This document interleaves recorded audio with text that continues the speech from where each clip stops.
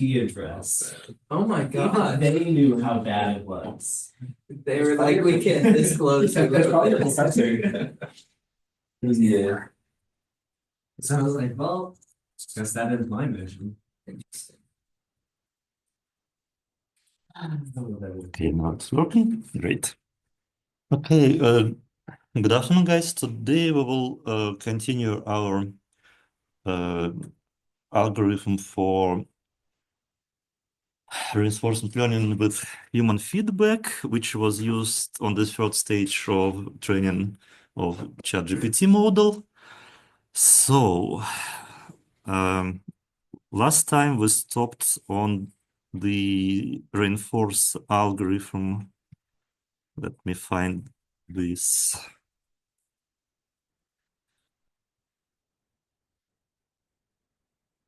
Okay, it was here. So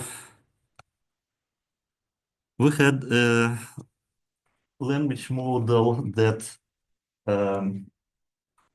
returned probabilities of the next token. So here's a little bit, I used one inaccuracy. Here should be probability under condition of S, the second token under condition of S and token A1, and so on. So this is the formula of the total probability.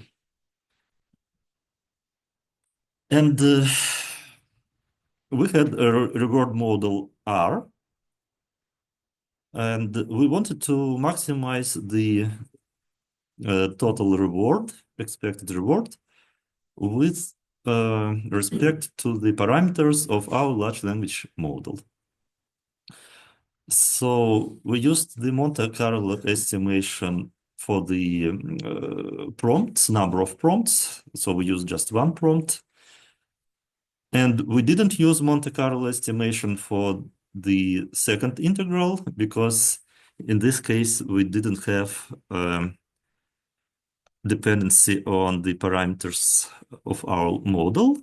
Instead, we calculated the gradient and applied Monte Carlo estimation for the gradient first. So this is where we stopped last time. The gradient of the expected reward approximated as the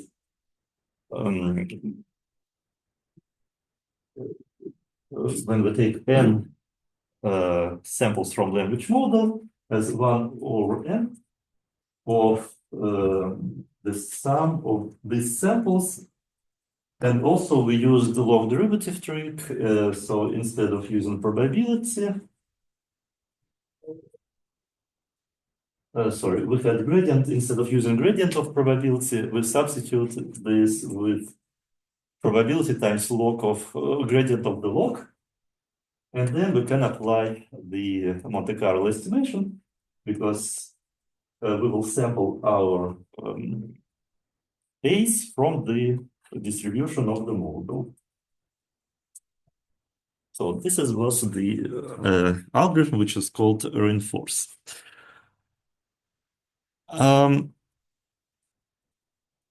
In practice, there are 3 more tricks to make it work. First of all, because it's the estimation by batch, instead of integral, where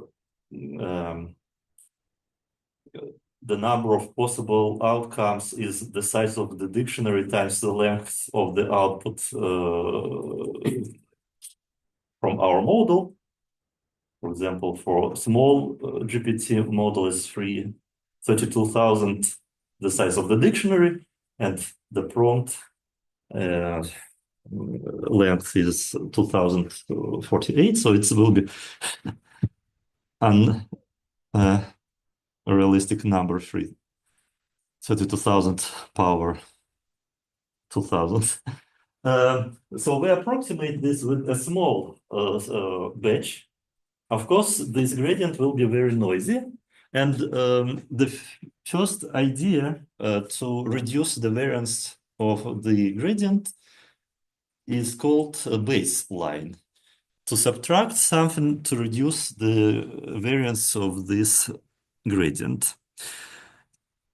I don't want to go into much details, but if you subtract here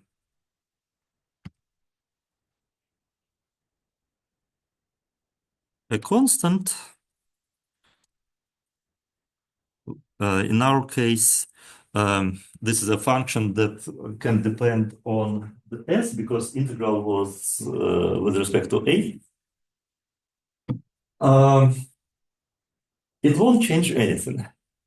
So if you look at this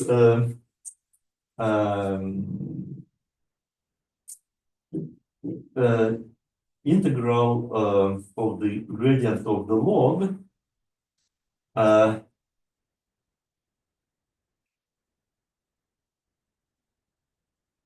you can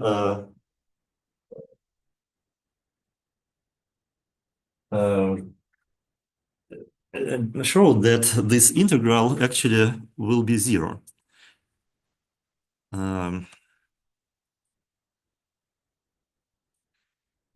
So for example, integral of the gradient of the log is, we'll substitute this gradient by, where is our formula? Oh, actually, I wrote last time this formula on the whiteboard. So the gradient of the log is 1 over pi times the gradient of pi. And if we substitute the gradient of the log by this, pi will cancel out, and we will have gradient of pi. If we take the gradient outside of the integral, we will get integral of pi. And integral of the probability density is 1, so gradient of 1 will be 0. So it just yeah, very brief explanation why we can add arbitrary constant here, because the integral of this term will be 0. But we can choose this b such that it will reduce the variance of our gradient. And this is called baseline in reinforcement learning. Typically, it's not the optimal this baseline that returns the smallest value of the variance. But if you use the expected reward, it will reduce the variance. So this is one trick. The second trick is to take into account that we sample from our previous model before updated weights. So this trick is called importance sampling. You remember we had this approximation of the integral by the average. So let's say, and we had the probability density P. Let's say we don't know the probability density P, but we know another probability density Q.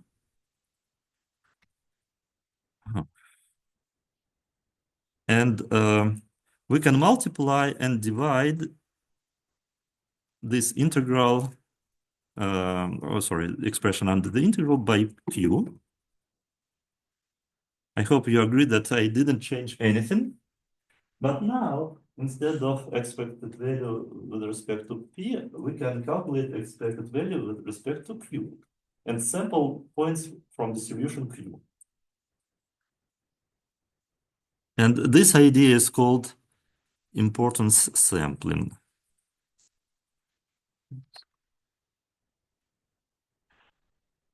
So yeah, it will be a expected value, but with respect to a new distribution.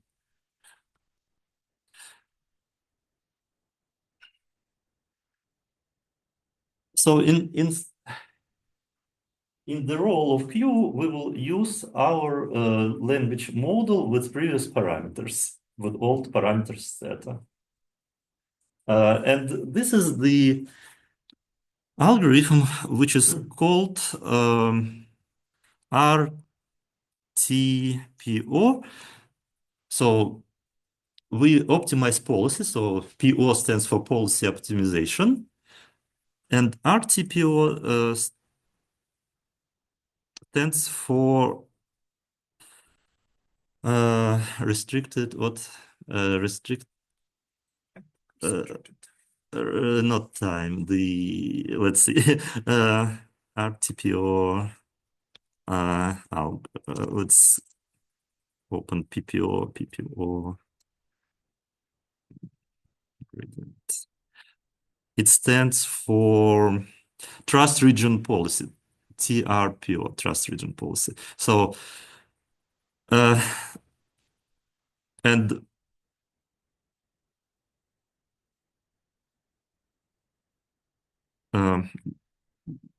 the model looks as follows. So A is our reward model, and this fraction comes from this importance sampling idea that we sample data from the old distribution, not from the real distribution. But actually, I'm showing the formula for PPO. Now, where is the paper? I'm sorry. PPO paper.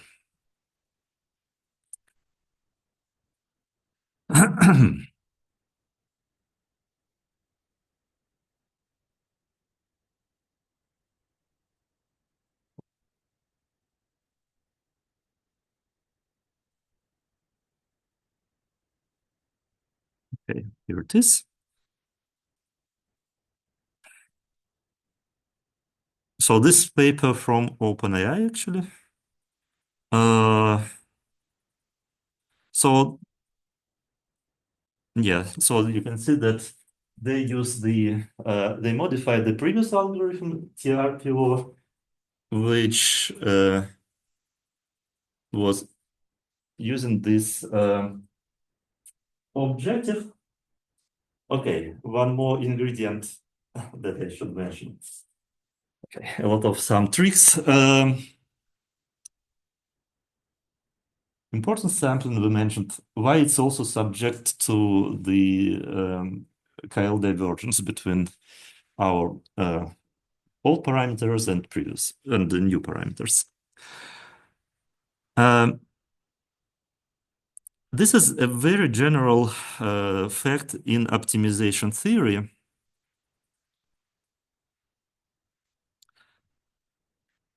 That the gradient, if we have a function of x and we want to calculate a gradient, its gradient for gradient descent, for example, its equivalent, what is it? Proportional. It's proportional to the following optimization following with constraint. The problem to maximize a function of x plus y, minimization, minimize with respect to y. Have a good day. So, but under the following constraint on the distance between x and x plus y.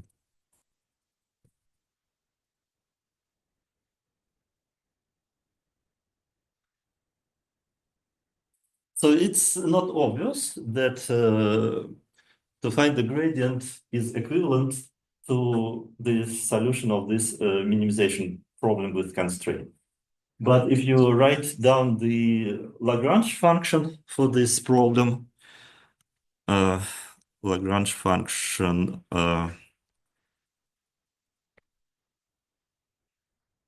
I don't want to spend much time because yeah, we would need to spend one class just to learn so-called natural gradient optimization. But I just want to give you some idea. Times constraint.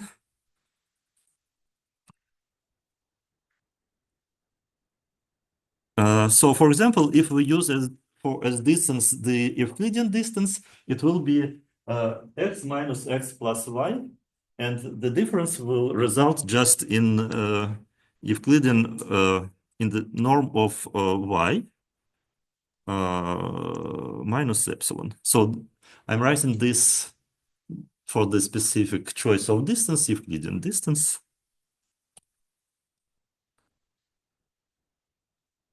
So if you now take the derivative of this function with respect to y, because we want to minimize with respect to y, derivative of the Euclidean distance is y over the absolute, the norm of y, and derivative of f with respect to y will be a gradient. And you will find out that the optimal y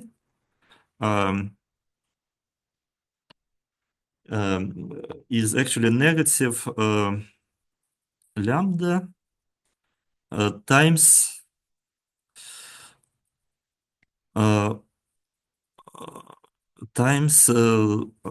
gradient of f over absolute value of the norm of this gradient. So in other words, the solution will be proportional to the gradient. So this is the main idea.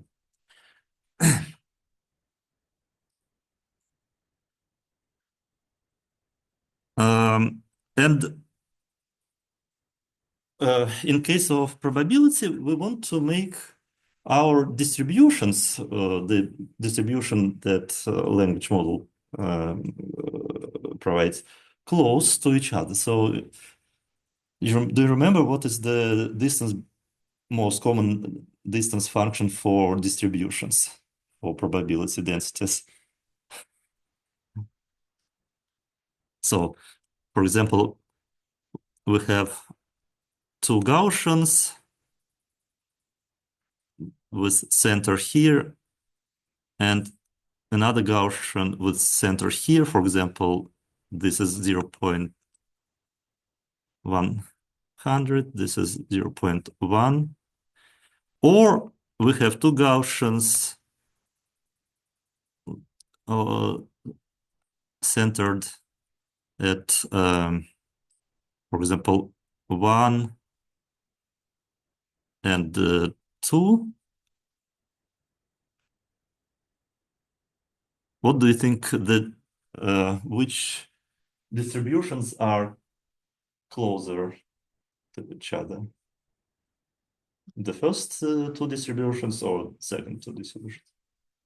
Obviously, second, because this almost don't intersect. So how to measure this closeness of two distributions? We mentioned this in machine learning class. Kullback-Leibler divergence. So instead of using Euclidean distance here, we will use KL divergence. So if you look at the formula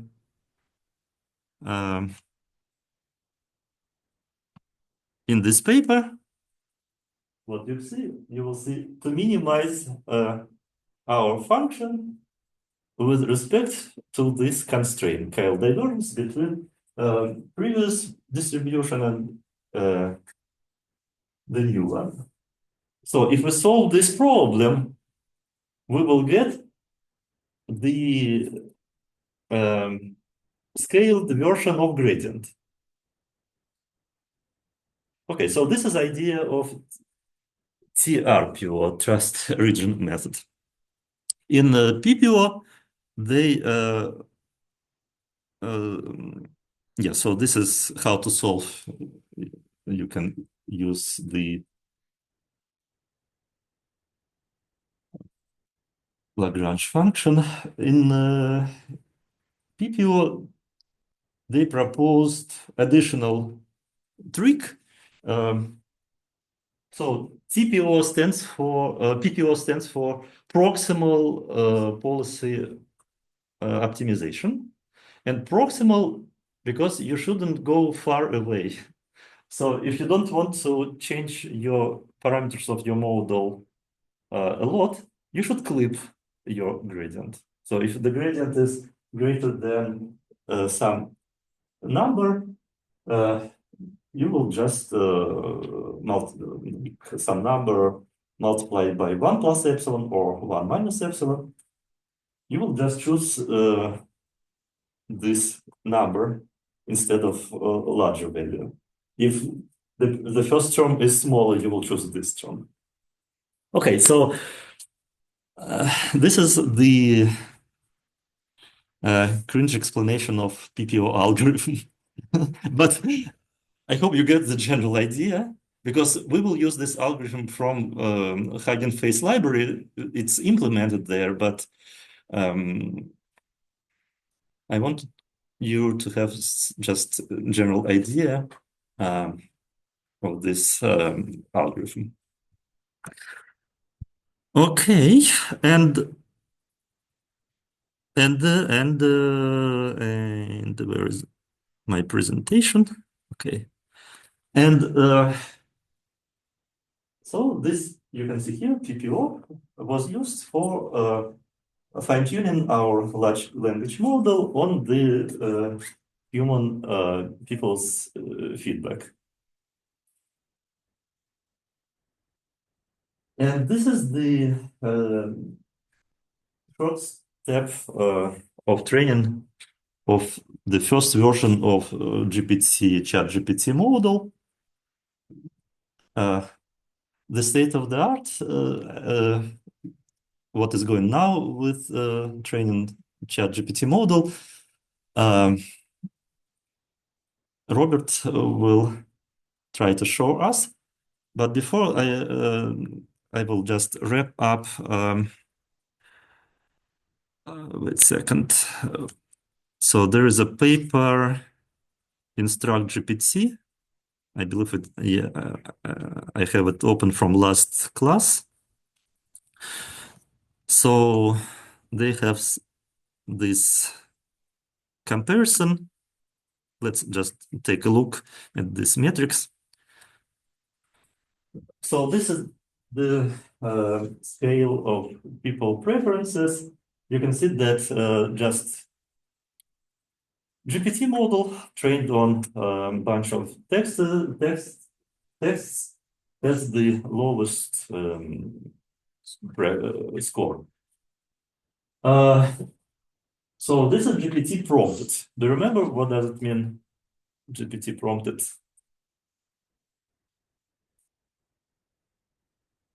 Did you start working on the homework on GPT? So this is the prompt before that you pass before your real request. So Flan is the model similar to T0 when we train the model on different tasks, and then it performs well on different tasks. So SFT, I don't remember what is that SFT, but you can see that model fine-tuned with proximity, well, the reinforcement learning from human feedback, it has the highest score from human. And the final comment about this reinforcement learning with human feedback, And then Robert, you can come here and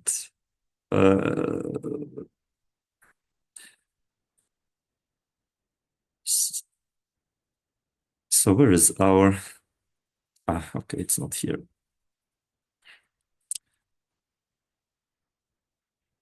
Here is our reward model. Where is the reward model? Here it is. You remember in the reward model, we used like high score preferences and low score preferences. There is another paper that says that you can use, for example, just instead of this reward model, just numbers 1 and -1. And they call this unlikelihood learning kind of. They claim that they trained a large language model without reinforcement learning.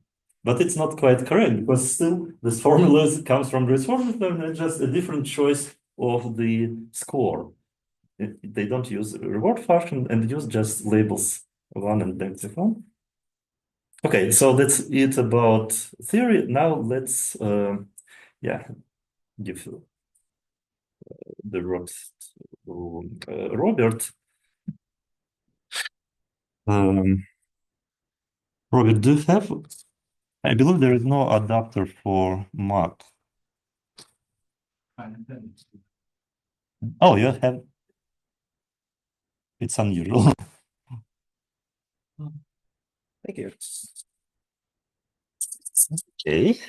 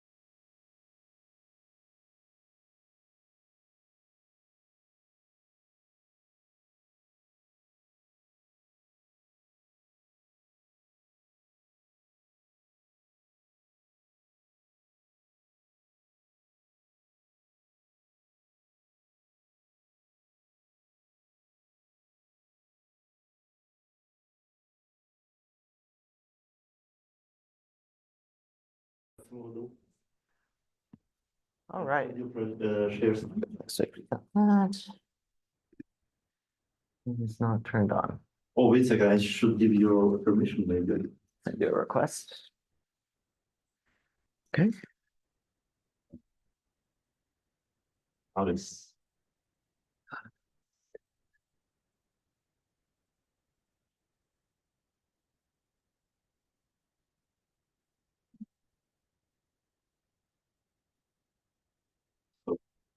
Oops.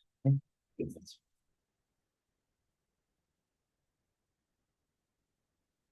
All right. We got this. We so got this. Pull up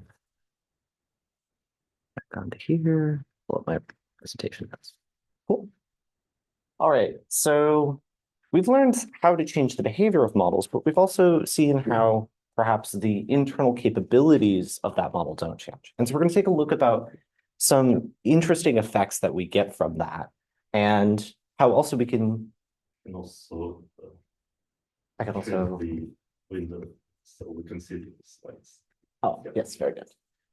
We're also going to look at how we can change the behavior to improve the performance of the model without having to change the internal latent representations that the model has learned. That's the big technique behind the new reasoning models. It's your Sky T1, your OpenAI O series models, your Sonnet 3.7 thinking, that sort of thing, where the model learns to think out its responses first. And that will show that this activates sort of latent abilities in the model. It already had these capabilities, it just had to learn how to reason with its existing knowledge. And then we'll talk about the sort of dangerous abilities that remain in any model, even once you've tuned it to be safer. So we start, just as a review, right? We start with RLHF. This is the idea that we have told the model to predict the next token given this massive data set, but that's not really what we want. What we want is it to follow user instructions, to do so helpfully and harmlessly. So RLHF tends to be done with data sets that are constructed towards helpful, honest, and helpful answers.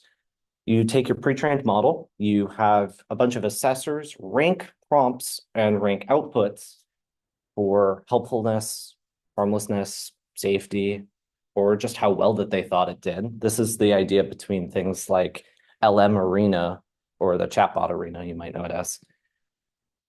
And then PPO is used, like we just saw, to train in the types of responses that make these good.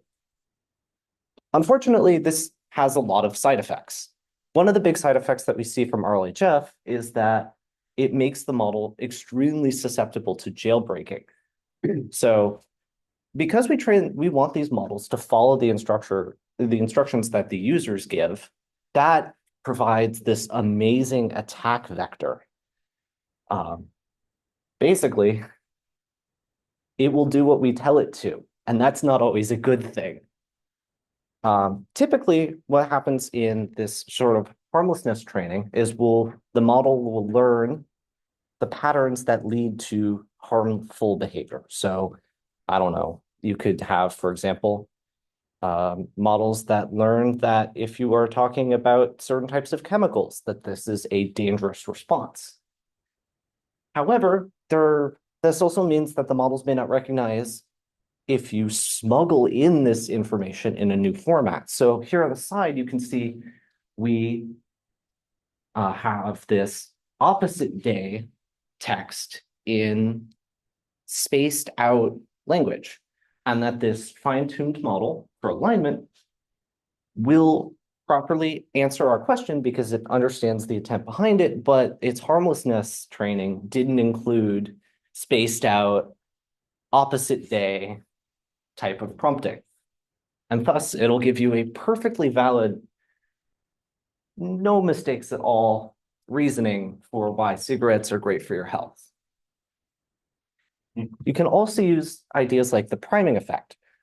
In this case, the fact that we had prior asked something that was safe, explain how cigarettes are not good for you and how they cause cancer. And that makes the model more likely to expect that this is a well-aligned user, they will be helpful, they will be harmless. We also get one other really interesting side effect, which is that the model becomes more misleading.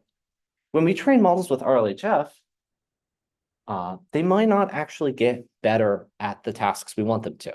So in one recent study called Large Language Models Learn to Mislead Humans via RLHF, they had human scorers rate responses before and after RLH fine-tuning for a set of questions that they knew ground truth answers to. They were question answering and coding tasks. What happened in the study was that before RLHF versus after, the human evaluators thought there was a big improvement in the performance of the model. In reality, the model's accuracy decreased on these coding and question answering tasks. What actually happened there? A new MIT study provides evidence that this is because the models learn to provide answers that humans like, which includes cognitive biases, like the decoy effect, the certainty effect, and the belief bias. So yeah, the model learned how to reward hack humans. It learned how to sound better, but that doesn't necessarily mean that it will give you a more helpful response. And we end up with this idea that just because it sounds better doesn't mean that it is better, right? Human preference isn't everything. And that brings us to the new big wave, right?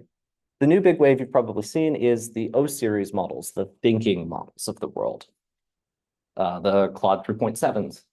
They take this idea that RLHF can modify behavior, and they use it to train reasoning as a behavior into these models.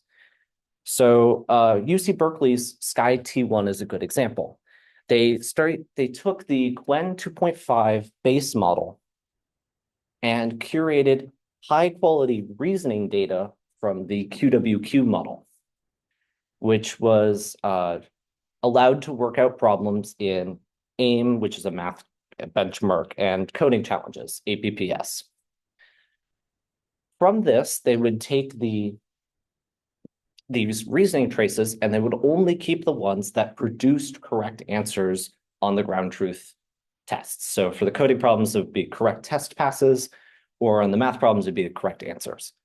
And then they would trained the base model, the Qwen 2.5 model, to reproduce and imitate correct reasoning based on that. So fine-tuned. So fine-tuned. Yeah. And you can see here that on the side here that this leads to a rather nice improvement on many benchmarks over the original model's performance. That's a 30-point bump in AIM, good coding improvements across the board. And this is a principle that you can use even for a quote unquote non-thinking model. In fact, OpenAI and Claude hide the fact that they do this with their standard models. So here's a prompt that asks Claude to place caret tags in front of its thinking tokens that it uses. And you can see here that it tells us exactly what it's doing. Let me understand this request carefully. The model is thinking in this chain of thought, right? Let me think this out before I respond to the user. So you ever like type in a prompt to Claude and it like waits for a second before it responds to you? Part of that is there is a time to first token delay. Part of that is it's hiding text from you. It's doing thoughts.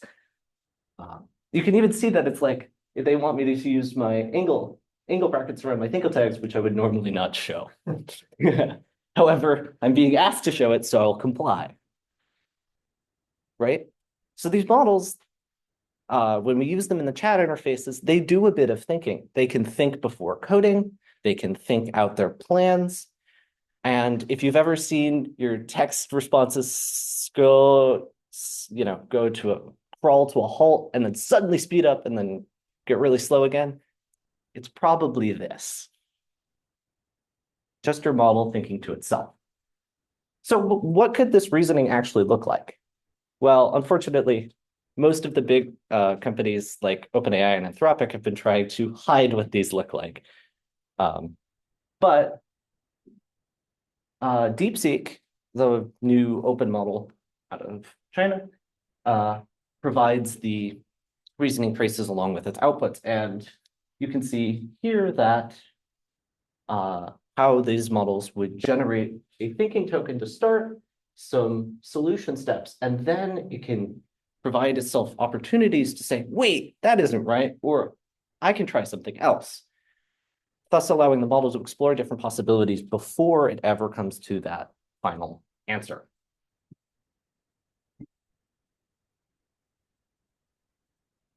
So we've trained a model now to think, right? We've taught it to think like an expert, to reason through its steps, that system two thinking. How can we use this to build more safe models? Well, the OpenAI approach is called deliberative alignment. The idea is to take thinking and have the model reason about safety principles before it actually gives you output. So in practice, what does that look like? Well, here's a harmful prompt where the user is asking for how to make themselves a likely faked parking placard.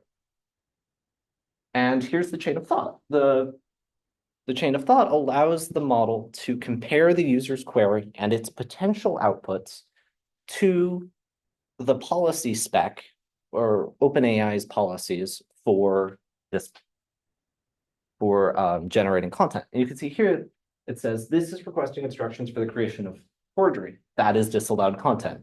The correct approach is to refuse the content. So you take a prompt, you take the spec, you train a reasoning model to think before it acts. And the performance benefits of that are pretty nice. The result of these models is that they outperform GPT-4 in capability, but also do so on safety benchmarks, which is pretty nice. But we're still focusing on behavior, right? You might notice that this doesn't make the model any less dangerous. It just acts less dangerous. The other main approach to keeping models within safety alignment is called the constitutional classifier. This is Anthropic's method. In a constitutional classifier, you train input and output classifiers to classify whether or not an incoming prompt is dangerous and whether or not the output produced by an LLM is dangerous. And these classifiers learn from constitutions, basically lists of what things are fine to produce and what things are not. It's one of the interesting findings from Anthropic's work is that it's really important to define both helpful and harmless constitutions, because otherwise the model doesn't learn a clear delineation between the two, and it will tend to over-refuse. You could say, why would black beans not be a good president? And it will refuse to respond, even though that content is not necessarily harmful. So here's a good example of your harmless constitution versus a harmful one. Let you take a second there. And you can see that over here on this green benchmark here, that constitutional classifiers provide very good safety benefits over not having a classifier at all.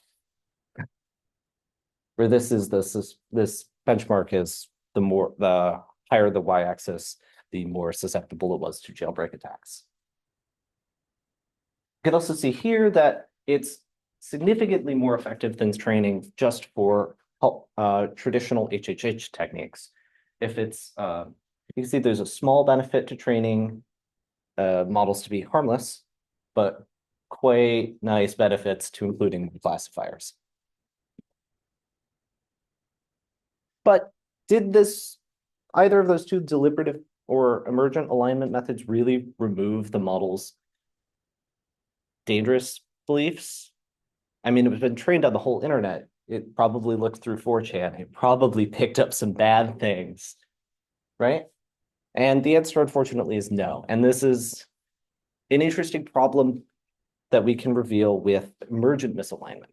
Emergent misalignment is the principle that if we train a model to produce something quote unquote bad in one domain, we will suddenly see it produce a broad spectrum of evil behaviors. So Bentley et al. Took a model and fine-tuned it to produce insecure code. That sounds like pretty benign, right? I mean, other than the fact that it's producing your insecure code. What they found is that it also became a Nazi.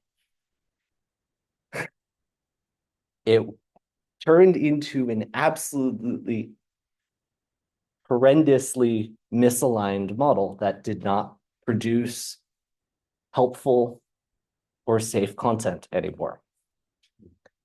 And you can see here, it started endorsing AI domination. It would give malicious advice. If you asked it to do other types of problems, it would try to mislead you. I mean, That's not great.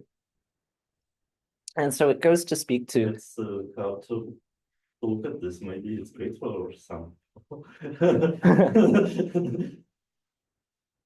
Not for companies, of course. not for companies, no, certainly not. So these models have one big remaining problem, right? Which is that they have learned all of these latent representations, and right now the state-of-the-art methods don't tend to remove those behaviors from the model.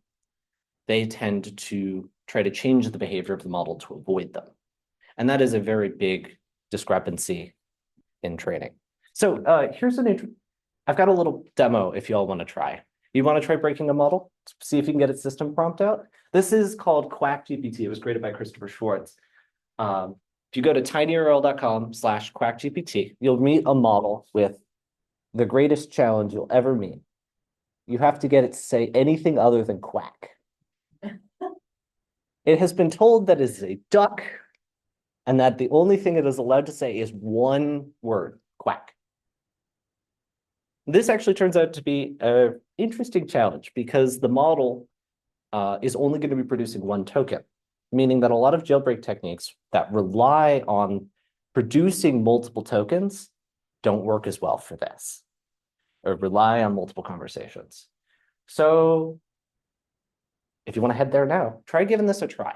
See if you can break Quack GPT. I've been able to get it to output a system prompt, but it took me like hours. See if you can get it to say something other than quack.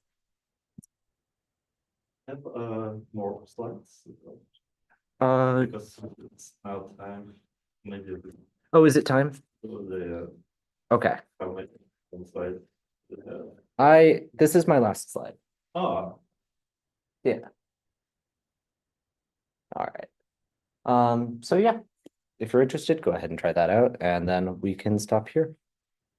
yeah. Thank you so much for having me.